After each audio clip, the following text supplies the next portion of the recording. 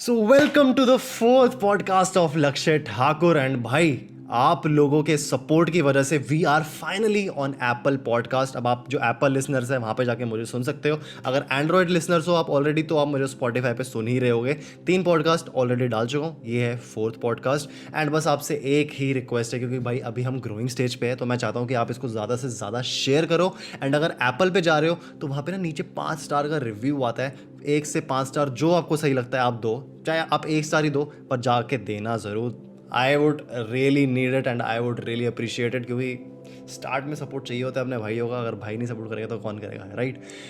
आज का पॉडकास्ट हम स्टार्ट करते हैं। एंड स्टार्ट करने से पहले मैं आपको बताऊं कि आज का जो टॉपिक है ना वो मेरे पिछले कमेंट सेक्शन में आया था जब मैंने पूछा था अपने यूट्यूब चैनल लक्ष्य ठाकुर पे कि आप किस तरीके के पॉडकास्ट सुनना चाहते हो।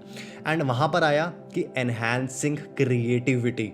तो भाई आप लोगों की डिमांड है, पॉडकास्ट आपके सामने है। आज हम बात करेंगे कि कैसे हम किस तरीके से अपनी क्रिएटिविटी को एनहांस कर सकते हैं। और ये पॉडकास्ट स्टार्ट करने से पहले जान लो कि आप सारे के सारे अपनी अपनी फील्ड्स में क्रिएटिव ऑलरेडी हो।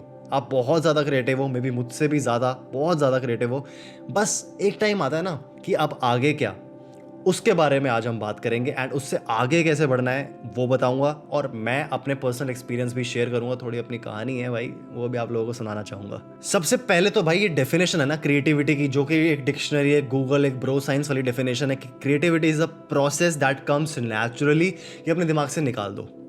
क्योंकि कुछ लोगों के पास, जिसके पास क्रिएटिविटी नहीं आती है दिमाग में और जो नेचुरली नहीं सोच पाते हैं, वो सोचते हैं कि भाई हम लोग क्रिएटिव नहीं है, हम इसको स्किल को डेवलप ही नहीं कर सकते हैं और हम हमेशा ही ऐसे ब्लैंड रहने वाले हैं, ब्लैंड जिंदगी जीने वाले हैं, ब्लैंड जॉब करने वाले हैं, जो कि सच नहीं है। जैसा कि मैंने स्टार्टिंग में कहा, आप में से हर एक बंदा क्रिएटिव है अपनी अपनी फील्ड में, वो सच बात है। बचपन से अभी तक आप इतनी क्रिएटिव चीजें कर चुके होंगे कि आपको पता भी नहीं होगा। आई नो कि आप लोगों के दिमाग में ऐसे ऐसे आइडियाज आते होंगे कि आपको लगता होगा यार ये वाला जो आइडिया है ना ये सबके होश उड़ा देगा। I am damn sure about this. And रात को आता होगा ज्यादातर सोने से पहले, और जब जैसे ही सुबह होती है, जैसे ही आप सुबह उठते हो, एंड इस तरीके से वो गायब हो जाता है। मैं समझता हूँ क्योंकि मेरे साथ भी ऐसा बहुत बार होता था, लेकिन मैंने कुछ चीज़ें करी जो मैं आपके साथ शेयर करना चाहता हूँ। अब ऐसे आइडियाज़ जो भाई पूरा सीन चेंज कर दे दिन में ना, हमें कभी ना कभी आते रहते हैं, लेकिन हम क्या करते हैं, इसको इग्नोर कर देते हैं। हम सोचते हैं कि यार ये वाली पेंटिंग नहीं बनाता हूँ, ये वाला XYZ बिजनेस नहीं सोचता हूँ, या फिर ये वाला डांस स्टेप नहीं करता हूँ, ये वाली सिंगिंग नहीं करता हूँ, ये वाला पॉडकास्ट नहीं करता हूँ। और इस तरीके से हम लोग आगे बढ़ते रहते हैं just because of that little ignorance. ये वर्ड जो है ना बाद, ये आपकी क्रिएटिविटी का सबसे बड़ा दुश्मन है। मतलब मान लो इसको हमें हराना है किसी भी हालत में, इसे खत्म कर देना है, क्योंकि अगर ये रहेगा तो आपकी क्रिएटिविटी खत्म होती जाएगी and eventually it will die. लेकिन इस दुश्मन को हम लोग जीतने तो दे नहीं सकते ना। तो सबसे पहली चीज जो मैंने करना स्टार्ट करी है वो है पेनिंग डाउन माई थॉट्स। देखो सबके दिमाग में कोई ना कोई आइडिया आता है, चाहे वो छोटा हो चाहे वो बड़ा हो, डज नॉट मैटर। आपको क्या करना है, आपके घर में एक बड़ा बोर्ड है, उस पर लिख के रखो। आपके पास पेन पेंसिल या पेपर कुछ भी है, उस पर लिख के रखो। पेन पेंसिल नहीं है, नोट्स में लिख के रखो। नोट्स नहीं है, रिमाइंडर सेट करो। लेकिन अपने सामने उस आइडिया को इतनी बार लेके आओ कि वो एक्शन में आ जाए और आप उसको और ज़्यादा इग्नोर ना कर पाओ। चाहे वो छोटा आइडिया है चाहे वो बड़ा आइडिया, डज नॉट मैटर।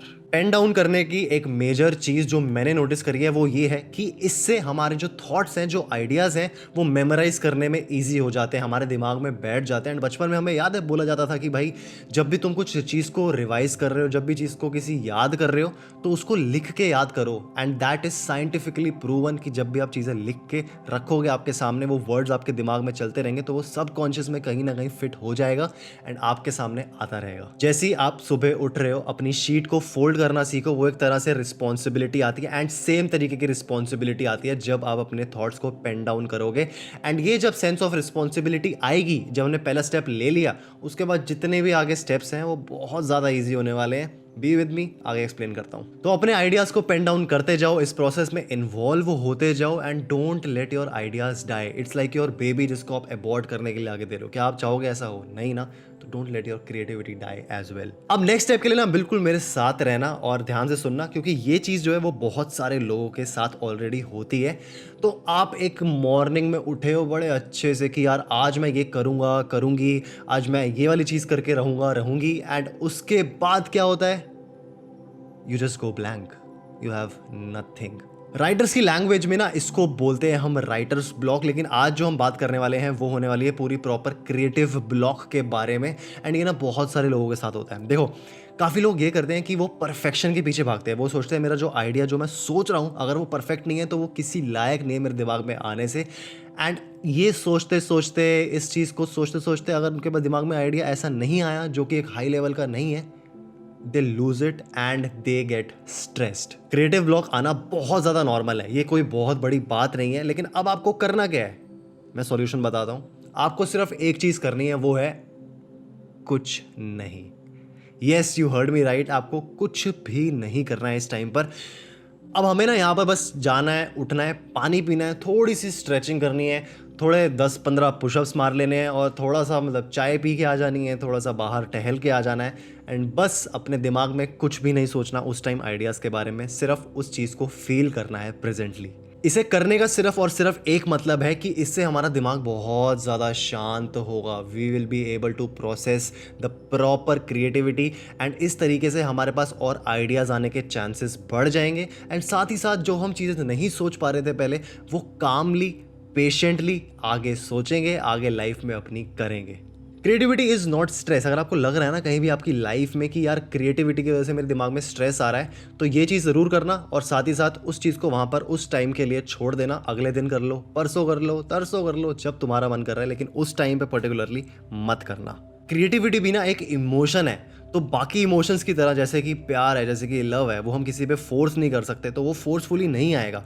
वो आपके अंदर है, बस उसे निकालने की देर है। तो थोड़ा सा टाइम दो, थोड़ी सी पेशेंस दिखाओ and you are obviously good to go. मेरी लाइफ में ना बहुत सारे क्रिएटिव ब्लॉक्स आते रहते हैं। मैं ऑलमोस्ट रोज़ इसको फेस करता हूँ, लेकिन मैं ये चीज़ें करता हूँ और मेरे प्रोफेशन में जो कि पूरा डिपेंड करता है क्रिएटिविटी पे, उस पर ये आना बहुत ज़्यादा दिक्कत कर सकता है। लेकिन I am still doing it.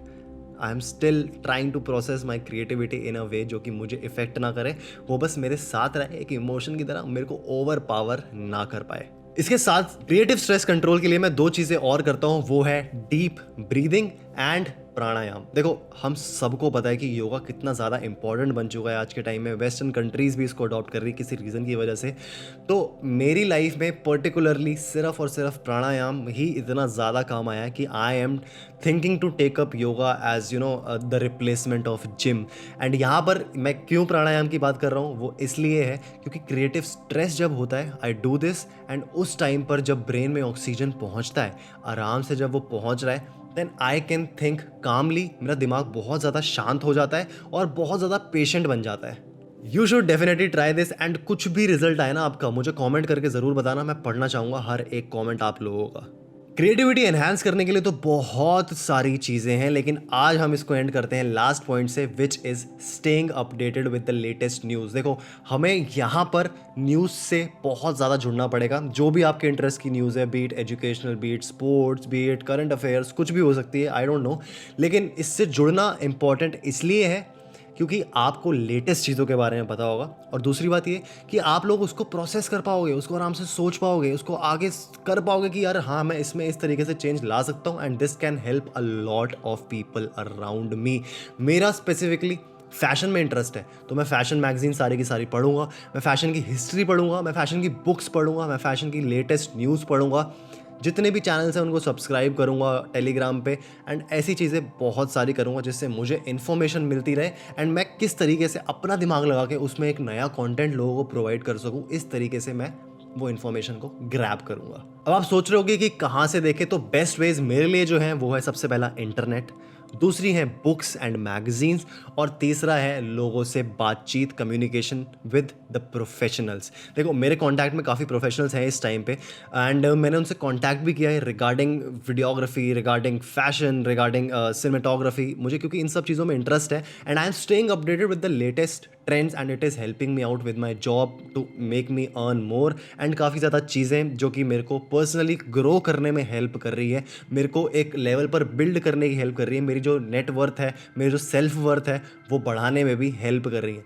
तो ये चीज़ें सिर्फ और सिर्फ डिपेंड करती है आपके ऊपर कि आप इसको किस तरीके से आगे लेते हो एंड किस तरीके से इसको अपनी पकड़ में रखते हो। तो जैसा कि मैंने कहा, क्रिएटिविटी एक इमोशन है, उसको अपने ऊपर हावी मत होने दो। क्रिएटिविटी को बस एक तरीके से साइड में रख के उसको चलो और एक इम्पॉर्टेंट पार्ट बना के चलो। सो या this was the 4th podcast. बहुत ज़्यादा सिंपल था, बहुत ज़्यादा डिटेल्ड इसमें इन्फॉर्मेशन थी एंड आई थिंक आप लोगों की हेल्प हुई होगी. ये प्रैक्टिकल चीज़ें ना अपनाओ लाइफ में and get back to the podcast. मुझे और रिकमेंडेशंस दो क्योंकि भाई बहुत मज़ा आ रहा है मुझे बनाने में, अपने एक्सपीरियंसेस शेयर करने में, अपनी लाइफ आप लोगों के सामने में रखने से. So this is the end of the podcast and I hope ये सारे स्टेप्स हैं आपकी एनहांस करने में, क्रिएटिविटी बहुत ज़्यादा हेल्प करेंगे. जिसका भी ये कमेंट था आई होप उसकी हेल्प हुई हो एंड वो आगे जाके इस चीज़ को अपने साथ जोड़ पाए, अपने लिए काफ़ी अच्छी चीज़ें आगे सक्सेस मेनली अचीव कर पाए and I will be the happiest person to see it. तो यार इस पॉडकास्ट को ज़्यादा से ज़्यादा शेयर करो क्योंकि आजकल लोग यार बहुत ज़्यादा डरे हुए हैं. आई थिंक कि ये वीडियो उनकी हेल्प करेगी एंड उसमें मेरे को चाहिए होगी आप लोगों की हेल्प. पॉडकास्ट कहीं पे भी सुन सकते हो, लिंक डिस्क्रिप्शन में मिल जाएगा आपको, स्पॉटिफाई, एप्पल, एंकर, हर जगह. सो या अब आपसे मिलता हूँ मैं नेक्स्ट वीडियो में with another podcast, another good video. Till the next time, stay sexy, stay stylish. See you guys in the next one.